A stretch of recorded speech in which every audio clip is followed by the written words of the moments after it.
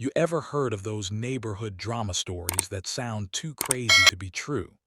Well, this one happened just a few months ago when my wife and I moved into a quiet cul-de-sac, what we thought would be our peaceful dream home. But we didn't know we were walking straight into Karen's kingdom. So it's moving day. Boxes everywhere, neighbors peeking through their curtains, typical stuff. My wife, Rachel, is organizing things when a woman in her late 50s walks across the street. Clipboard in hand, sunglasses on, the type of walk that screams authority. She introduces herself as Linda, says she's the president of the neighborhood HOA.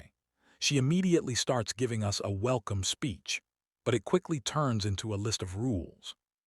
Lawn care schedule, paint colors we're allowed to use when trash bins can be out. It was non-stop. Rachel politely cuts her off and says, "Oh, actually, we're not part of the HOA. The previous owner opted out, so we're not members." Linda's smile vanishes.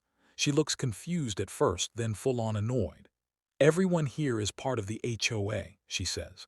Rachel calmly explains again that our house is not legally bound to the association. And trust me, we double-checked with our realtor and the county records. We were 100% in the clear. Linda doesn't like that answer. She storms off, muttering something about setting a bad example. We think that's the end of it, but no. 2 days later, we get a letter taped to our front door from the HOA Compliance, Linda's printer. It says we're in violation of multiple HOA policies, including having a non-standard mailbox and parking a truck in the driveway overnight. Rachel crumples the paper and says, "We're not in the HOA. They can't fine us." I agreed, but still, we took pictures and saved everything, just in case. A few days later, we get a knock at the door. It's Linda. And this time she's got backup, 2 other board members from the HOA standing awkwardly behind her like she's their queen. She says, "We're giving you one last chance to sign the HOA agreement. If not, we'll be forced to take action." Rachel folds her arms and says, "We're not signing anything, and you can't force us." Linda, visibly angry now, snaps back, "If you don't comply, we'll call the sheriff." Rachel looks her dead in the eye and says, "Go ahead." Not 5 minutes later, Linda actually calls the cops. We hear her on her phone outside, telling dispatch there's a hostile resident refusing to follow HOA policy. Rachel and I just look at each other like, is this woman serious? About 10 minutes later, a patrol car rolls up. Linda starts waving her arms like she's directing traffic. The officer steps out, and the moment Linda sees her face, she freezes.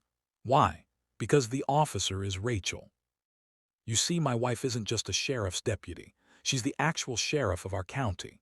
She had taken a few days off for the move and wasn't in uniform the last few times Linda saw her. But now, fully suited, badge and all, Rachel walks up to Linda with the calmest voice I've ever heard and says, "Ma'am, did you call about a non-HOA member not following HOA rules?" Linda can barely speak. She stammers, "I didn't, well, I didn't know." Rachel doesn't gloat, doesn't raise her voice. She just calmly explains that not only are we not in the HOA, but that false reports to law enforcement are taken very seriously. The look on Linda's face, priceless. One of the board members behind her literally turned and walked away. I don't think I've ever seen someone deflate that fast. Needless to say, we haven't heard from Linda since. No more letters, no more clipboard visits, nothing. She avoids our house completely now. And as for our non-standard mailbox, still standing proudly right by the driveway next to the truck she hated so much. All I can say is, be careful who you try to boss around. You never know when the person you're messing with is the law.